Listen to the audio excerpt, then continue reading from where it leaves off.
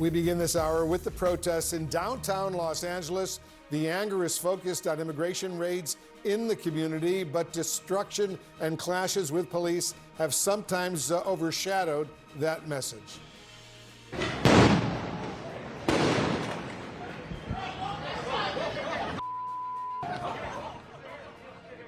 Police broke up crowds last night and made arrests. Some protesters were seen throwing objects at officers, including what appears to be fireworks.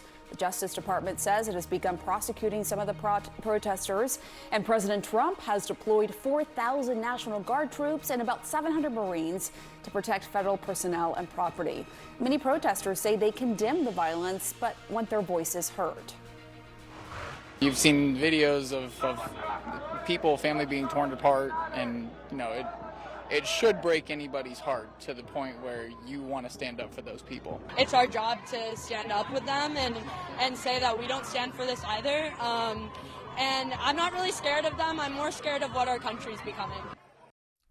The protests are spreading beyond California, including now to Dallas and Atlanta, Louisville, and New York. Many protesters say it's time to take a stand against President Trump's immigration policies and what they feel is heavy-handed and heartless enforcement. CNN's Stephanie Elam is in downtown Los Angeles. Stephanie, what are you seeing there this morning? Pamela, I got to tell you, the cleanup work that is happening here in downtown LA is amazing. Just since we've been here, there's been so much that's been cleaning up that has been going on here. This is an Apple store that was broken into and looted. You can see there's blood underneath here, but you can see they're on the process of about to replace this glass. They've been in there cleaning, mopping, cleaning up the stuff that was looted and broken. And you've really got to keep in mind that there are two different temperatures here. During the day, you've got people who are protesting ICE and what has been happening as far as immigration. And then at night, there's a very different element that comes out that's just looking for destruction. And we heard the mayor of Los Angeles, Karen Bass, speak about that specific element. Take a listen. To see the level of obscene graffiti all over buildings.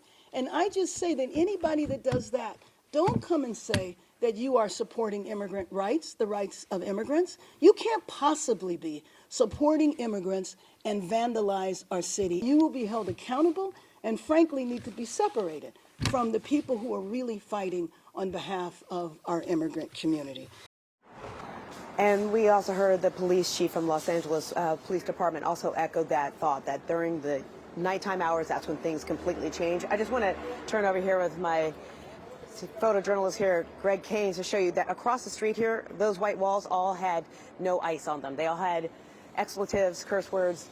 They're gone. It's 8 o'clock in the morning. They're gone. The broken glass that was out here outside of the Adidas stores that's across the street, it's also gone. So it's also really important to put into perspective here, Pamela, that what we are seeing, the city is on it. They're cleaning things up. But also it's a very limited part of the city in downtown Los Angeles that is being impacted by this. The majority of the city is business as usual. Just to follow up on that, Stephanie, how many blocks? Because I think a lot of us are trying to conceptualize how big this is, or small, if you will. How many blocks? It's the majority of it's really small. So, like, if you were to see where you may have seen CNN anchor Sarah Seidner, where she was by the federal buildings over there by the courthouse, that's about a mile away from where I am. So there's been widespread graffiti, but the actual destruction has been more contained, and it's all downtown. You're not seeing this in other parts of the city. It's just not spread outside of downtown. And this is generally how things go here in Los Angeles. When we have protests, especially about immigration, ICE, it happens downtown. This is standard. It's not widespread throughout the entire city.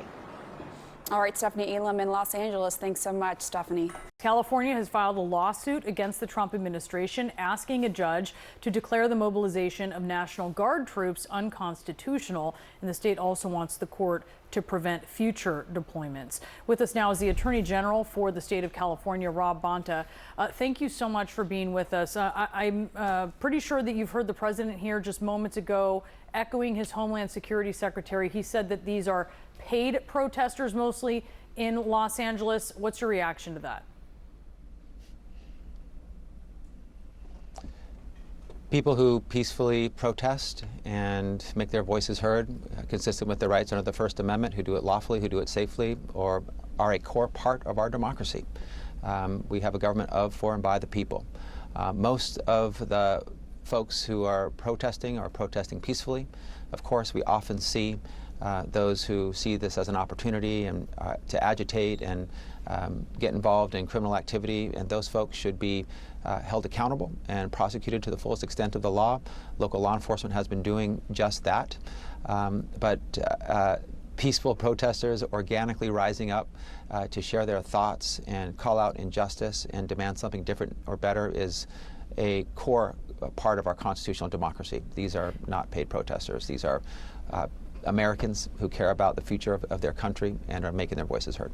And as I mentioned, you're suing the state of California is over the deployment of the Guard, now planning to sue over this deployment of Marines.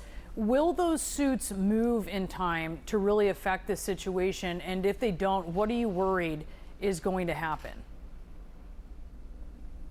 They will move quickly. We'll be sure of that. We sued yesterday because the president has been engaged in an unlawful power grab. He has tried to seize authority he does not have. He cannot lawfully deploy the National Guard to Los Angeles, period, full stop. The statute he cites to does not give him that authority. You need to have an invasion or a rebellion or the inability to execute the laws of the United States. None of that is present. He also needs to have consulted Governor Newsom and issued the order through Governor Newsom, who has objected to calling in the National Guard. So we believe clearly and unambiguously under the law we have a winning case. Today we are bringing a temporary restraining order request to the court to assure that this case moves quickly, that we get an order as early as today or within the coming days, maybe later this week, because of the irreparable and irreversible harm that California faces because of this needless, unnecessary, counterproductive inflammation and provocation, escalation, and antagonizing conducted by the president. There are legal experts who say he does have latitude to do this. The question is really whether he should or not, and a lot of them say it's not a great idea here. You hear Trump administration officials saying they're just enforcing the law, they're doing these work site raids, and your solution is for them to not enforce the law. What is your reaction when you hear that? So let's make sure we're talking about the same thing. Can immigration enforcement authorities enforce immigration law lawfully? Of course. And it's unlawful to obstruct or interfere with the lawful enforcement of immigration law by immigration enforcement authorities.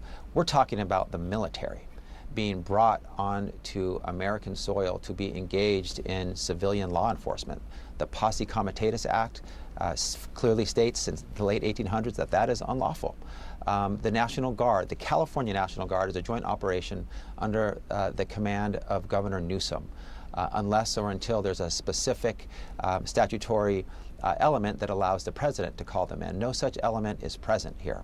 So we're talking about the military being brought to Los Angeles, not about civil immigration enforcement, to be clear. And our position is the president can only do lawful things.